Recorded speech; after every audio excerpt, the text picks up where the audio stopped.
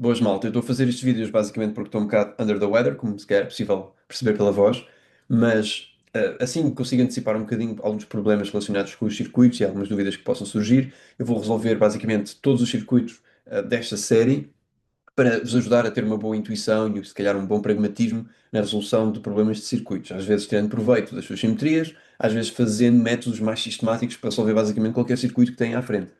Então, nós começamos o primeiro exercício com a ponte Whitson, não é? E a ponte Whitson é particularmente importante na eletrónica porque nos permite, a partir do conhecimento de três resistências, e tendo um galvanómetro, ou um amperímetro, ou até um condensador, obter com precisão qual é uma quarta resistência, mesmo que a gente não saiba à partida qual é o seu valor. Isso pode ser a resistência de um material específico, pode ser mesmo uma resistência óhmica qualquer que nós conheçamos, mas precisamos perceber se foi degenerada ou não foi degenerada ao longo da utilização. E, portanto, ou seja, tem este propósito de, mediante três resistências estrategicamente colocadas, e uma delas pode ser regulada com potenciómetro, nós percebemos qual é o valor da quarta resistência. Vamos ver como é que isso acontece.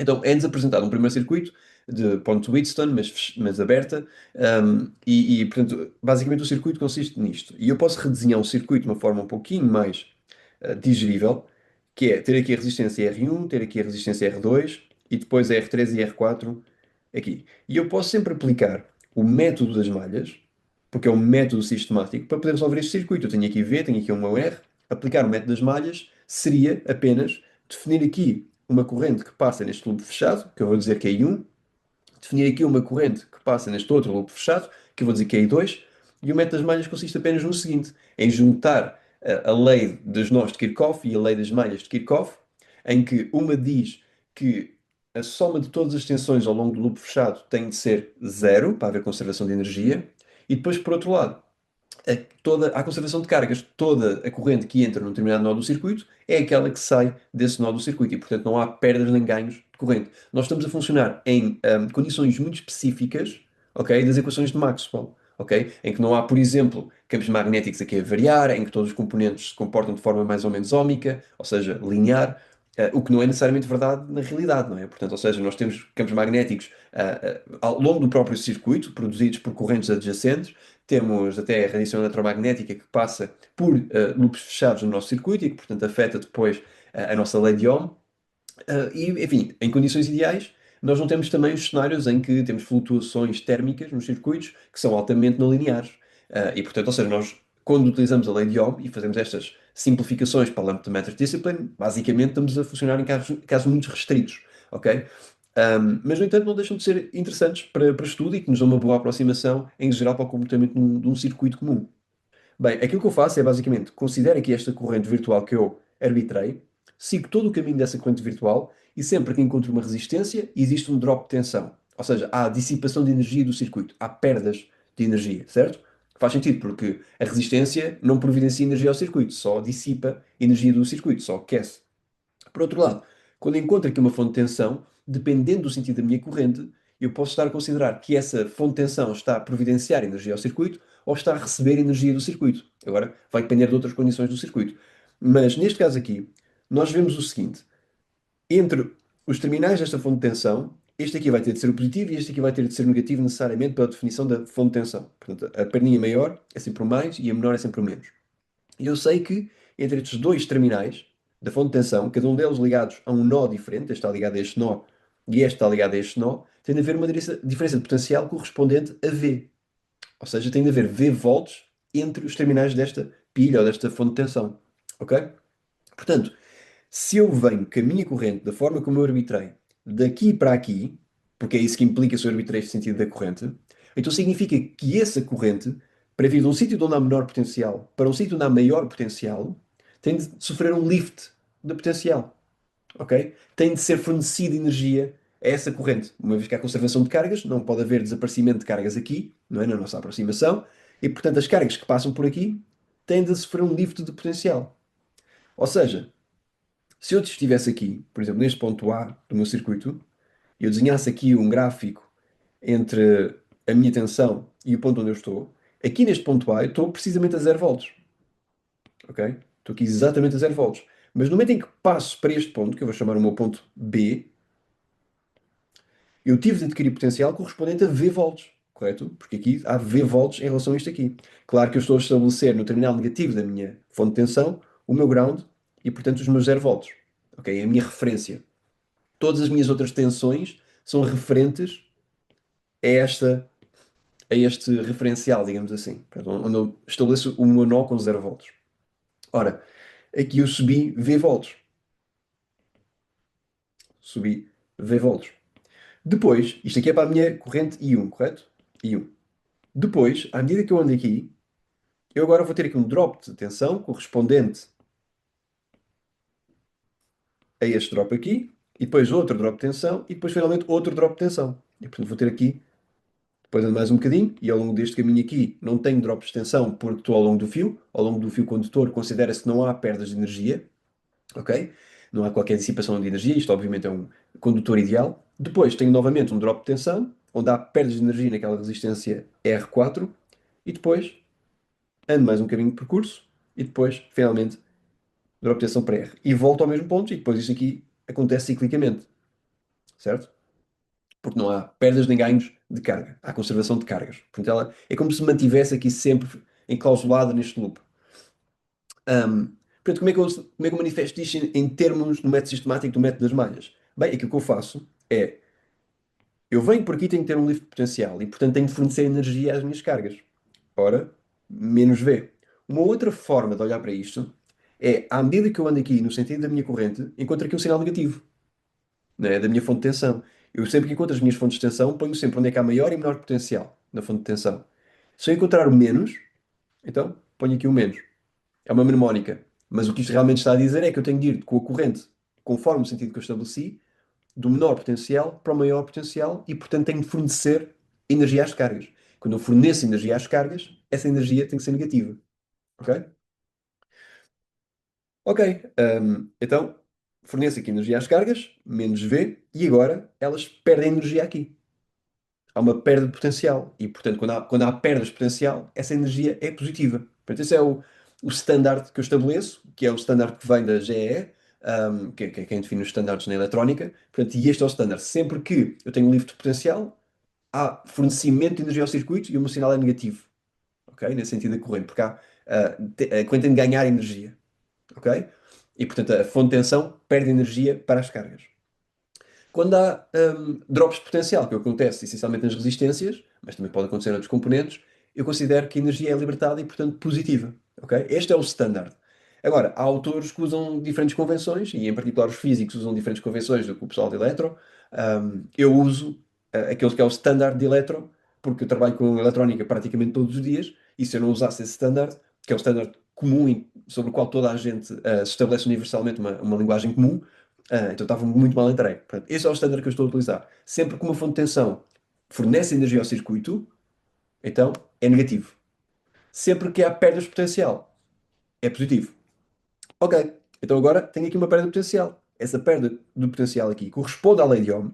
Lembrar que a lei de Ohm, na sua forma mais mainstream, era precisamente a diferença de potencial é igual à corrente que lá passa vezes a resistência. Aqui neste caso, qual é a resistência? A resistência é R3 e a corrente que lá passa é qual? A corrente que lá passa não é I1, segundo a forma como eu arbitrei as correntes. A corrente que passa por este ramo é I1, neste sentido, menos I2 que está no sentido contrário, do outro lado. Que vai ser a diferença destas duas. Se I1 for maior do que I2, isto vai ser positivo e de facto a corrente vai fluir neste sentido. Se I2 for maior do que I1, então isto vai ser negativo e este I1, na verdade, somado a I2, vai dar uma corrente no sentido contrário. O que faz sentido, porque I2 é maior do que I1. Portanto, o contrabalanço da corrente que passar por aqui vai ser maior e, portanto, vencer e fazer a corrente passar por ali. Mas eu ainda não sei isso. Ou se sequer isso é verdade. Eu arbitro o sentido para as minhas correntes. E agora, quando eu faço as contas depois, basicamente o resultado das contas, se me der positivo ou negativo, isso é o que me vai dar verdadeiramente o sentido da corrente, conforme a configuração de resistências e fontes de tensão que eu tiver no circuito. Eu arbitro o sentido da corrente qualquer. Se me der negativo, sei que a corrente está aí no sentido contrário. Mas tudo bem com isso. Então qual é a corrente que está a passar aqui? É I1 menos I2. Isto é basicamente um método sistemático para lidar com todo o meu circuito. Venho por aqui, menos V, porque tive um livre de potencial. Venho por aqui, perde energia em R3 relacionado à corrente, e o menos I2. E aqui, perda de energia em R4, relacionado com o quê? I1 menos I2 também. Também é essa a corrente que lá passa. Portanto, R4, e um menos I2. Finalmente, chego aqui, não há drops de potencial aqui, e agora há um drop potencial por esta resistência. Portanto, a minha corrente I1, e agora é só a corrente I1, porque não tenho aqui contribuição de outra corrente qualquer, que eu estabeleci, vezes zero. E isto é igual a zero. Ora, eu posso fazer agora o mesmo para esta corrente I2. E eu tenho que fazer isto para todas as malhas essenciais do meu circuito. Eu não ando aqui a brincar com, vou fazer este aqui dentro e depois faço este aqui por fora. Porque senão aquilo que eu vou ter é simplesmente equações que não são linearmente independentes. E, portanto, aquilo que eu quero fazer é reduzir o meu circuito às malhas essenciais e fazer para cada um dos loops equações de forma a que as equações fiquem linearmente independentes e eu posso resolvê-las, por exemplo, numa matriz e não obter sistemas indeterminados. Portanto, olho sempre para as malhas essenciais, ou seja, malhas irredutíveis do meu circuito, e faço além das malhas por aí. Ok? Às vezes pode ser conveniente, mas é preciso ter algum treino e, portanto, eu não recomendo muito fazer isso, ir buscar malhas de fora e não ter as malhas essenciais todas. Mas eu não recomendo fazer isso porque é preciso algum treino para perceber quando é que isso é válido ou quando não é. Ou quando é que isso me vai dar uma equação linearmente independente ou quando não vai. Portanto, usem o método sistemático porque assim nunca se enganam. Às vezes pode dar um bocadinho mais de contas, é verdade. Mas em termos realísticos, vocês vão meter isto no matemática ou vão meter isto no Symbolab ou Matrix Calculator ou na calculadora até, que resolve depois a matriz e não têm de se preocupar. Ok, certo? Portanto, reduzam-se sempre às malhas essenciais e depois estabeleçam assim as equações do vosso circuito. Portanto, a mim falta-me outra malha essencial, então vou começar por aqui e vou andar assim à volta, porque é no sentido que eu estabeleci para I2. Podia estabelecer o sentido ao contrário? Poderia. Poderia completamente estabelecer o sentido ao contrário e ia depois, no resultante, quando eu fizesse os cálculos, obter os sinais negativos das correntes, conforme fossem os resultados numéricos. Mas isso não há problema nenhum, absolutamente nenhum com isso. Ahm, Desde que sejam coerentes, obviamente. Ok, então vamos ao I2. Tenho R1 e I2, R1 e I2, mais R2 e I2, mais, e agora R4 e I2 menos N1, porque eu estou a vir por aqui, e portanto agora por aqui estou a ir no sentido de I2 contra o sentido de I1 do outro lado, dessa resistência, e a mesma coisa no próximo. R3 e I2 menos I1. E isto é igual a zero, porque entretanto já cheguei ao fim do meu loop. Ok? Ahm, Portanto, atenção, estou a ir simplesmente pelo método sistemático, pela lei das malhas. Agora resolveria isto em ordem às correntes, obteria as duas correntes e obtendo as duas correntes, resolvo o meu circuito e obtenho as tensões. Ok, esta seria a forma sistemática utilizando a lei das malhas. Mas eu posso fazer isto de uma forma um pouco mais uh, sagaz, se quisermos, se eu olhar para o meu circuito, que é o que estava em cima desenhado, e pensar no seguinte: deste lado aqui, reparem que eu tenho duas resistências em série. E aqui também tenho duas resistências em série. Ou seja, eu poderia simplificar este circuito para uma resistência só, que fosse R1 mais R2 de um lado, R3 mais R4 do outro lado. E depois tinha aqui um R. Certo? E por que não fazer exatamente o mesmo processo? Porque eu tenho aqui duas resistências em paralelo e, portanto, mantendo aqui o meu circuito, posso considerar isto apenas uma resistência equivalente em paralelo, de R1 mais R2 em paralelo com R3 mais R4, com outra resistência R aqui. Ora, vocês já estão a ver onde é que isto vai dar. Que é, eu agora posso simplesmente simplificar isto também para uma só resistência, cuja resistência equivalente é apenas estas duas em paralelo mais este R, porque elas estão em série, correto?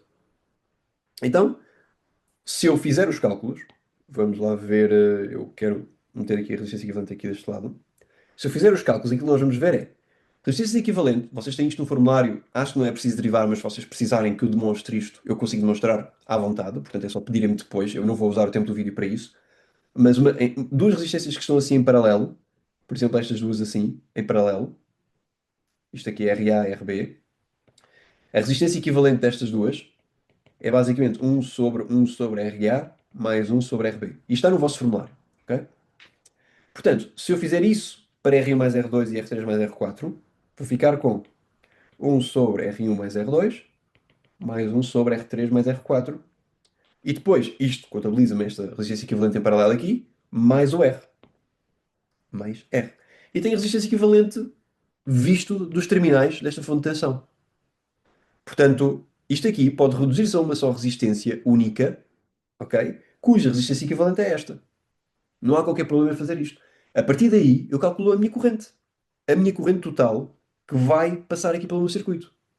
A mesma corrente que entra por aqui, divide-se em dois. Não sei ainda bem como é que se divide em dois, mas isto para já não importa. Divide-se em dois aqui, depois volta a juntar-se aqui, e é essa corrente que passa pela resistência R, na qual eu quero calcular a potência, como é pedido no enunciado. Então é exatamente isso que eu vou fazer. Portanto, eu já tenho aqui a minha resistência equivalente, tenho a minha tensão, aquilo que eu preciso é da minha corrente I. Portanto, pela lei de Ohm, basta-me fazer isto. Em que a minha resistência equivalente é exatamente aquela expressão que ali está, é só substituir aqui em baixo. A minha tensão é dada, e tipicamente é uma coisa que eu sei porque é a tensão que eu coloco no meu circuito, e isso normalmente é uma coisa que eu sei. E depois a corrente, que é normalmente aquilo que eu não sei, descubro a partir desta relação. Agora já tenho a corrente que passa por aqui. Se eu tenho a corrente que passa por aqui, como é que eu descubro a potência que é dissipada nesta resistência? Bem, a potência é a corrente vezes a tensão, certo? Portanto, pela lei de Ohm, substituindo aqui a minha. Pode ser. Eu tenho ali a corrente, tenho ali a tensão seria esta aqui, não é? Mas eu. Portanto, a tensão seria esta aqui. V é igual a R este I, portanto seria o drop de tensão ali, e portanto teria logo a tensão aqui e a corrente que lá passa, e posso fazer essa conta. Mas também posso usar a minha lei de Ohm e fazer aqui uma substituição, por exemplo, V é igual a IR, e fica I ao quadrado R. E uso a minha corrente I, maiúsculo ao quadrado, porque é aquela que está a passar por essa resistência, vezes R, que é o valor dessa resistência. E pronto, tenho. Este é basicamente o primeiro exercício da ponte Whitson. Como é que eu faria agora para a minha resistência R2? Bem, basicamente, eu sei qual é. Pronto, lá está. Podemos resolver a lei das malhas, tem ali logo a corrente I2, e a corrente I2 é esta que passa aqui, no caso da resistência R2 é logo essa I2 aqui. Portanto, se usasse a lei das malhas, saberia logo ali e era só aplicar depois a mesma expressão. Mas suponhamos que eu não tinha ido pela lei das malhas e que é, na verdade, quero fazer um género de um atalho ou usar um método mais inteligente. Bem, eu basicamente sei qual é a tensão aqui neste ponto, qual é a tensão aqui neste ponto. É exatamente coerente com a tensão, drop de tensão aqui nesta resistência. Portanto, a tensão aqui, neste ponto aqui, vai ser basicamente RI. Esta resistência vezes a corrente I maiúscula que passa por aqui. Então eu sei qual é a tensão aqui. Por outro lado, eu sei qual é a tensão aqui. Neste ponto aqui, porque é V. Correto? Portanto, até o drop de tensão que há aqui vai ser simplesmente V menos Vx, que é RI. Portanto, V menos RI. Esse vai ser o drop de tensão entre este ponto e este ponto, que eu vou chamar C. Ok? Então eu posso, na verdade, fazer isto de uma forma mais inteligente. Se eu considerar aqui estas duas resistências, R1, R2, portanto, isto é o mesmo circuito, só estou a redesenhar agora na vertical. R3, R4 aqui. Ok? Aqui eu sei que a minha tensão, este corresponde ao meu ponto B e este corresponde ao meu ponto C. Portanto, o meu ponto B e o meu ponto C. Não é? Isto é o drop de tensão que eu me refiro. Este drop de tensão vai ser justamente V menos RI, porque é RI, porque é o drop de tensão que eu vejo nesta resistência. Portanto, como aqui o potencial é zero, o potencial aqui vai ter de ser exatamente coerente com o drop de potencial que é ao longo desta resistência, não é? Faz sentido. Portanto, isto aqui é RI. Portanto, a diferença de potencial entre estes dois é V menos RI. Ok. Agora, eu quero saber qual é a corrente que passa por aqui. Eu posso saber rapidamente qual é a corrente que passa por aqui, porque eu sei qual é a corrente que entra aqui e qual é a corrente que sai daqui, é I. Ou seja, esta corrente I vai se dividir em I à esquerda e I à direita, por conservação de cargas. Lei dos nós, das leis de Kirchhoff. Ora, portanto, se eu quero saber qual é a potência que passa por aqui, é só descobrir o que é este ID, I da direita, o que passa pela direita. Como eu sei a diferença de potencial, basta-me fazer o seguinte. Pela lei de Ohm, a corrente ID vai ser igual à tensão V menos RI, porque é a diferença de potencial aqui, entre estes terminais, a dividir pela resistência, mas qual é a resistência daqui deste caminho, por onde esta corrente ID passa? É R1 mais R2. R1 mais R2. Então já tenho a corrente. Porque eu tenho tudo isto. Eu tenho V, eu tenho I e, portanto, tenho RI. E depois, de por outro lado, também tenho R1 e R2. E, portanto, consigo calcular a corrente que passa neste lado direito. Como eu consigo calcular a corrente que passa nesse lado direito, qual é a potência que passa em R2? A potência que passa em R2 é nada mais nada menos do que ID, que é simplesmente isto que está aqui em cima, usando exatamente a mesma expressão daqui, ao quadrado vezes R2. E esta é a minha outra linha daquilo que é pedido. Depois, o que é pedido? Depois é colocado uma nova resistência. Portanto, ou seja, tenho exatamente o mesmo circuito, só que agora tenho aqui uma nova resistência. Tenho aqui R1, tenho aqui R2, tenho aqui esta R' que foi colocada, tenho aqui R. Não, desculpa, este aqui é que é R2, este é R3 e este é R4. E agora tenho aqui a minha resistência R. Ora, isto vai mudar aqui um bocadinho algumas condições do meu circuito. Aquilo que eu recomendo fazer aqui é basicamente lei das malhas. Tenho aqui I1, I2 e 3. Obtenho a partir da lei das malhas as correntes todas, e basicamente calculo qual é a minha corrente resultante. Portanto, a minha corrente I maiúscula que vai passar assim. Que por acaso é exatamente a minha corrente I1. Portanto, se vocês notarem, I1 por aqui vai ser exatamente a corrente I de há pouco. Não é? Portanto, ou seja, a corrente que passa por aqui vai ser I1. Faço uma malha fechada. Vou fazer agora mais rápido porque vocês já sabem fazer. Portanto, esta é na malha I1, vai ser menos V, mais R3 I1 menos I2, drop de tensão aqui, mais R4 I1 menos I3, mais R I1. Isto é igual a zero. Agora vamos a esta malha I2. Isto vai ser R1 I2, mais R' I2 menos I3, mais R3 I2 menos I1. É igual a zero. E agora vamos à última malha, que é de I3, e vamos ter R2 e I3, estou a começar daqui, mais R4 I3 menos I1, mais R' I3 menos I2. É igual a zero. Reparem num pormenor interessante, é que aqui, ao longo da minha R', quando eu estava no loop I2, e estava aí num certo sentido, eu tinha I2 menos I3. Quando eu agora estou a ir pelo I3 e estou a ir no sentido contrário, tenho I3 menos I2. O que faz sentido, porque um é o negado do outro. Se as vossas equações não tiverem isto em conta, então tem incoerência de sentidos de corrente. Ok? Porque enquanto estão a ir para um lado, têm o mesmo sinal do que quando estão a ir pelo outro. Ora, e isso não significaria que teriam conservação de cargas e violaria o princípio de uma das leis de Kirchhoff. Está bem? Portanto, isto está completamente coerente. Agora, aquilo que eu teria de fazer seria colocar isto em ordem às correntes. Eu vou fazer mais esse passo também. Portanto, I1 vai ficar com R3 mais R4 mais R. I1 assim. Depois, I2, não há. Não há, tem de ver. Então, o que é que passa aqui no R3 é isto menos I2. Pronto. Vai ficar menos R3 I2 e depois menos R4 I3. E isto é igual a V. Ok, então agora vamos para a segunda linha. A segunda linha aqui é, vamos começar com os I1s, portanto menos R3 I1. Agora vamos ao R1 mais R' mais R3 I2. E depois menos R' I3 e tudo isto igual a zero. Finalmente, menos R4 I1 mais, ou meu menos, R' I2 mais R2 mais R4 mais R' I3 é igual a zero. Ok, então posso simplesmente colocar isto em forma matricial, meter no Matrix Calculator, perceber o que é que são as correntes. Ok, e depois assumimos que já temos a resposta. Mas isto vai ficar R3 mais R4, menos R3, menos R4, menos R3, R1 mais R3 mais R', menos R', menos R4. Portanto, isto agora é o processo moroso estar a fazer isto, não é? Mais R', finalmente. Agora, I1, I2 e I3 são as minhas incógnitas. E depois isto é igual a V00. Ok? E está resolvido o meu circuito. Haveria formas de simplificar as contas? Se calhar até haveria. Neste caso aqui, eu não recomendo assim tanto estar à procura dessas formas porque nós não temos, não seguramos simetrias porque os valores são atribuídos aleatoriamente. Portanto, este método é completamente legítimo, está bem? Isto nunca apareceria, diria eu, num teste. Portanto, num teste apareceria, vocês encontrarem simetrias e resolverem facilmente com simetrias.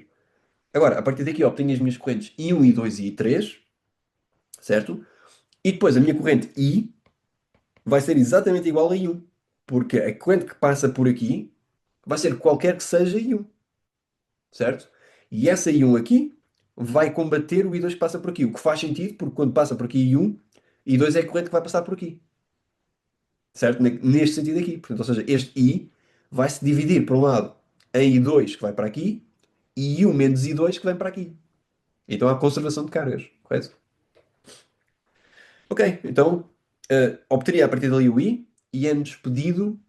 Ok, depois para diferentes R', um R' muito baixo e um R' muito alto, qual é que é a potência dissipada aqui? E aquilo que vocês vão verificar é, se a resistência aqui for muito elevada, que é o segundo caso, quando ele é 40 megaohms, a potência aqui é exatamente a potência anterior porque não passa por aqui corrente nenhuma, que era o cenário que nós tínhamos anteriormente, como se tivesse um circuito aberto.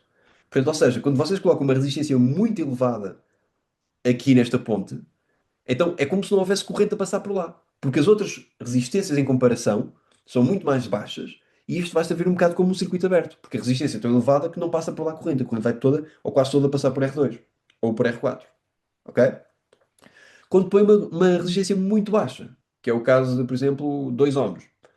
Bem, aí a corrente vai em grande parte passar por aqui. Eu não sei se neste sentido, se neste sentido, é só depois calcularem I2 menos I3 para perceber qual é o sentido, não é? Porque é I2 menos I3. Se for I2 menos I3 e vos der negativo, então vem para cima. Se for I2 menos I3, mas der-vos positivo, então é para baixo. Porque é I2 menos I3. Se for positivo é porque o I2 é maior do que o I3 e, portanto, vai neste sentido que arbitraram. Ok? Se der negativo é porque I2 menos I3 tem o I3 maior, ou seja, o I3 é menor do que o I2 é maior, não é? E, portanto, é negativo. E, portanto, significa que para este sentido I2 menos I3, ele vai no sentido contrário, porque é negativo. Ok. Então este também já estaria resolvido, correto? Porque é depois experimentar com os dois valores para R', e aquilo que vão perceber é que se lá está, se a corrente não passar por aqui, então temos o circuito anterior, basicamente. Honestamente, aqui entre nós, vocês podem comparar o valor da potência dissipada nessa resistência e podem verificar com a resistência anterior, ou melhor, com o exercício anterior, em que calcularam também essa potência dissipada. Ok, então a linha C. Na linha C, coloca-se entre os pontos B e C um condensador desta capacidade. Então, ou seja, eu tenho aqui a minha fonte de tensão, V, tenho aqui na mesma o meu circuito, R1, R2, R3 e R4. Tenho aqui agora o meu R. Ok. E agora ponho aqui um condensador. Ok. Então, quando eu coloco aqui o meu condensador, diz aqui, calcula a carga máxima acumulada no condensador. Ora, na carga máxima é quando ele é totalmente carregado. Faz sentido, não é? Então, ou seja, se eu tenho aqui um condensador, isto aqui é o meu condensador. É este condensador C que aqui está. Portanto, é exatamente o mesmo condensador. E para aqui está a minha resistência R1, para aqui está a minha resistência R3, para aqui está a minha resistência R4, para aqui está a minha resistência R2. E, à medida que os eletrões vão movimentar, vamos supor, o eletrão vem por aqui e preenche aqui o prato do condensador. Porquê? Porque por aqui ele sentiria uma resistência e por aqui ele, em princípio, isto aqui é tudo condutor, ele não sente resistência nenhuma, ele vem por aqui. Na tentativa de chegar à respectiva carga positiva que ele induz aqui deste lado. Agora vem o segundo eletrão, vou pular aqui isto, e induz uma carga positiva do outro lado também. Agora vem o terceiro eletrão, e induz uma carga positiva ali. Ora, à medida que vem agora o quarto eletrão, a pergunta que fica é se ele vem com a mesma velocidade que os anteriores. A resposta é que não.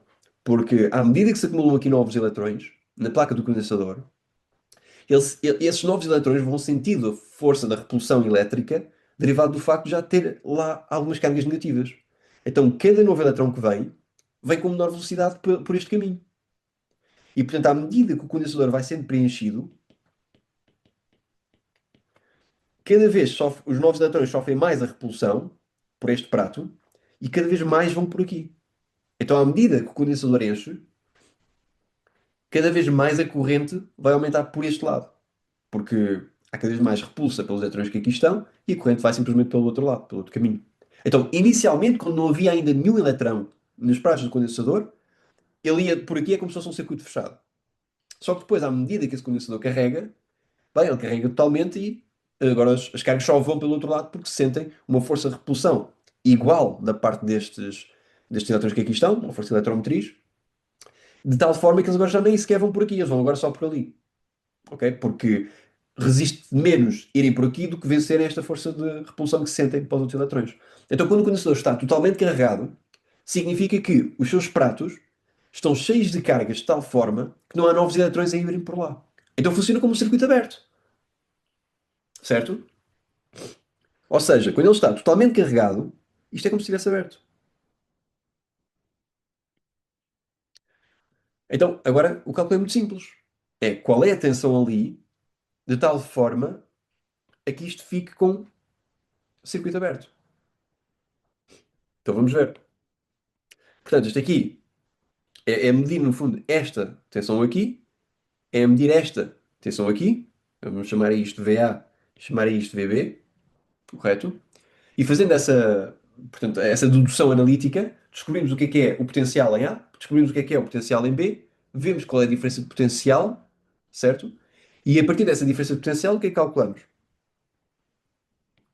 A minha diferença de potencial, portanto, entre A e B, portanto, isto vai ser igual a capacitância é igual à carga. Isto é o mesmo que dizer o seguinte, que a minha capacidade, ou capacitância, é igual à carga total armazenada, por diferença de potencial. E eu dou sempre este exemplo, portanto, vocês vão se rir de certeza porque eu dou sempre este exemplo na aula, qual é a minha capacidade de transportar caixas daqui até o Tagus Park? É a quantidade de caixas que eu transporto por cada viagem que eu faço.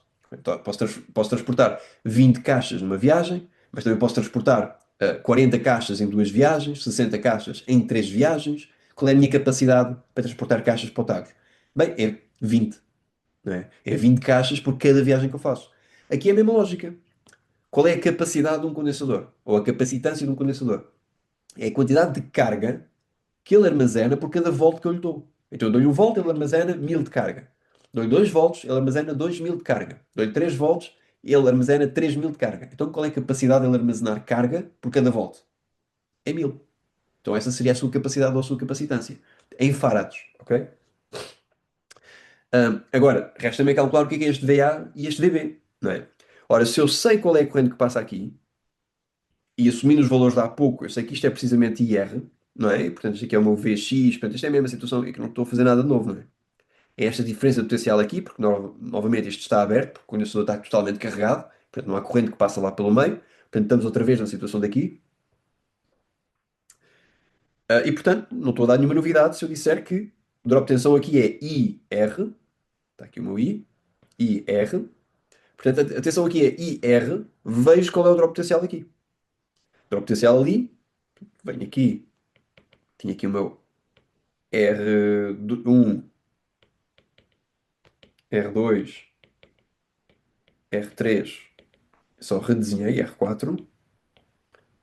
Sei que o drop potencial aqui é V menos IR.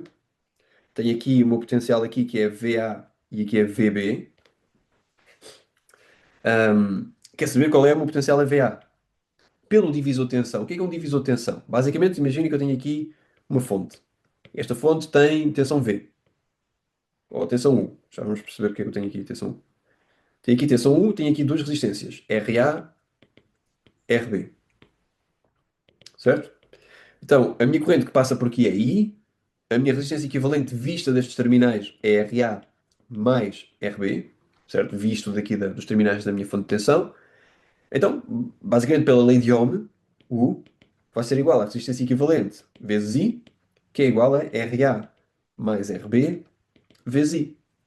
Por outro lado, a tensão que eu tenho aqui em Vx vai ser igual ao drop de tensão que eu tenho aqui. Porque aqui é 0 volts, aqui em baixo, e portanto, a tensão que eu tenho aqui é precisamente a tensão do drop de tensão desta resistência. Não há mais nenhum o componente pelo qual eu possa perder tensão para chegar aos 0 volts, não é? É só o RB. Então, ou seja, Vx é exatamente RB vezes a minha corrente, I. Ora, eu aqui tenho I, eu aqui tenho I, vou substituir este I aqui e vou ficar com U, que é a minha tensão fonte, portanto é aquilo que eu estou a providenciar aqui ao circuito, vai ser RA mais RB, e agora substituindo ali o I, vai ficar com Vx sobre RB. Ora, isto é equivalente a Vx igual a RB, RA mais RB, U. Isto é uma divisão de tensão. E isto faz sentido, se vocês notarem, porque a minha tensão aqui vai ser uma fração da tensão de fonte, que aqui é o U neste caso, portanto a tensão total que eu estou a providenciar ao circuito.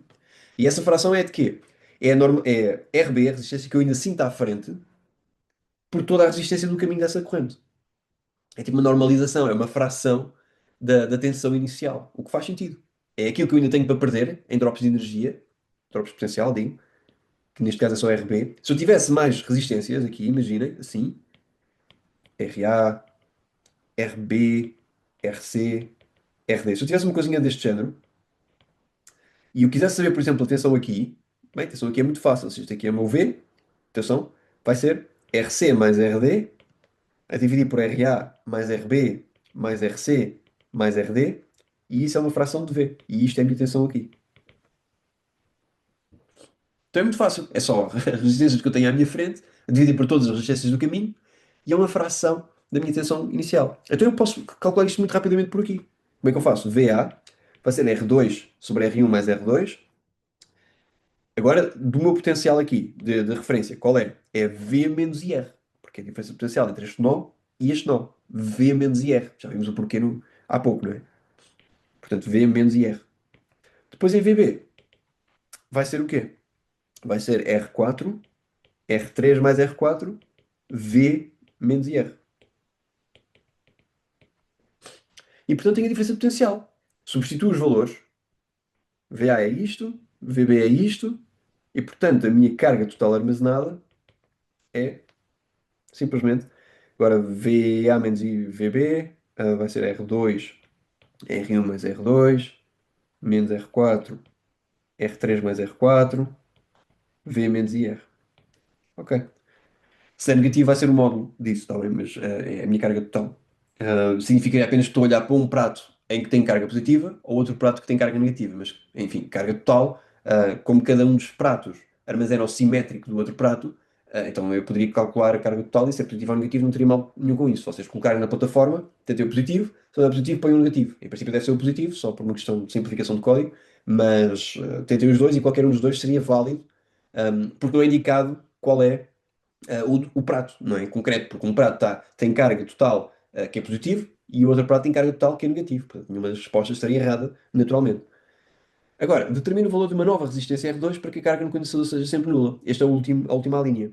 Ok, então este é apenas só agora termos chegado àquilo que é o fundamental de uma ponto Wheatstone, que é perceber qual é que é uma quarta resistência a partir do conhecimento de três outras. Portanto, esse é o grande propósito aqui. Um, porque se eu tiver aqui portanto, este circuito, isto é a minha tensão V, tinha aqui R1, portanto, já tinha este circuito várias vezes, tinha aqui o meu condensador, tenho aqui R2, tenho aqui R4, aqui devia ser na verdade R3, pronto. Aqui é o meu R, eu devia ter copiado isto para o clipboard e simplesmente ter usado a cópia. Mas também o valor de uma nova resistência R2 para que a carga no condensador seja sempre nula. Pronto. Na pergunta que aqui está, não mostra a importância desta descoberta. Que é, se a carga no condensador é nula, significa o quê? Até olhando logo para esta expressão, percebe-se, se a carga no condensador é nula, significa que VA é igual a VB. Significa que VA é igual a VB. Ou seja, não há diferença de potencial entre estes terminais. Se não há diferença de potencial entre estes terminais, não há corrente que queira vir do potencial maior para o potencial menor, naturalmente. E portanto, como não há diferença de potencial entre os terminais do condensador, não há corrente que queira passar pelo condensador e portanto a carga é nula. Faz sentido. Como é que nós asseguramos, então, que este sítio VA e este sítio VB têm o mesmo potencial? É só dizer VA igual a VB. E o que é VA? Bem, segundo aquilo que nós vimos aqui atrás, pelo divisor de tensão, VA é R2 sobre R1 mais R2, e isto é uma parcela da tensão ainda a perder da tensão original, portanto a diferença potencial aqui, que é V menos IR. Portanto, isto vai ser o meu VA, R2 sobre R1 mais R2 de V menos IR. E RB vai ser o quê? Bem, vai ser, segundo divisor de tensão, o outro bocado que eu perco por aqui, R4, R3 mais R4, sobre a tensão, que é a diferença potencial entre estes dois terminais, entre este aqui e este aqui. Bom, nós vemos logo que estes dois podem cortar, não é? E ficamos com uma relação entre as resistências. Descobrindo o que é V2, e atenção porque R2 está aqui em cima, mas também está aqui em baixo. Descobrindo o que é R2, faço o seguinte: R2 é igual a R1 mais R2, tudo isto vezes R4, e o que eu fiz foi multiplicar ambos os lados por R1 mais R2, R3 mais R4. Posso separar isto e ficar R1, R4, R3 mais R4, depois R2, R4, R3 mais R4. Ponho este termo aqui para este outro lado e isolo os R2. Fica 1 menos R4, R3 mais R4. Isto vai ser igual a R1, R4, R3 mais R4. Ok? Isto aqui eu posso, se calhar, simplificar e ponho. Como é que isto fica? R3 mais R4 menos R4, fica só R3. E isto aqui fica R3 mais R4, certo? Portanto, ou seja, no fundo, R2 vai ser igual a R1, R4, R3 mais R4. Este é este termo daqui. E agora o inverso deste termo aqui, porque dividimos os lados por aquele termo e fica R3 mais R4 sobre R3. Cancelando estes termos, fico finalmente com R4 sobre R3, R1. Ok? No fundo, isto é dizer, só para ficar tudo assim numa expressão mais bonita, R4 sobre R3, R1. Ora, o que é que isto nos diz? Notem o seguinte: R2 vai ser tal que o rácio entre R2 sobre R1, R2 sobre R1, este rácio aqui, vai ser igual ao rácio de R4 por R3. De R4 por R3. Ou seja, porquanto estes rácios sejam iguais, não passa corrente aqui no meio. E isso pode ser analisado com um amperímetro, com até um condensador. ahm, ou seja, porquê que isto é útil? É útil porque eu sabendo estas três resistências, e uma delas sendo ajustável, por exemplo, sendo um potenciómetro de alta precisão, eu consigo colocar aqui um amperímetro, um condensador, um galvanómetro, o que quer que seja, que me detecte se há ou não há corrente, e ajustando esta resistência R1, por exemplo, podia ser outra, podia ser R2 ou podia ser R3, mas ajustando uma destas resistências, mantendo as outras fixas, eu descubro o que é R4. Porque a partir do momento em que eu ajusto R1 e deixo de passar corrente aqui, então esta relação é verdadeira. Então isto chama-se o circuito ou uma ponte Wheatstone balanceada. Ok? E é pena que de facto portanto, o problema não explora mais esta ideia. Mas isto é o que nós podemos retirar daqui. E este é um dos grandes propósitos do circuito Wheatstone.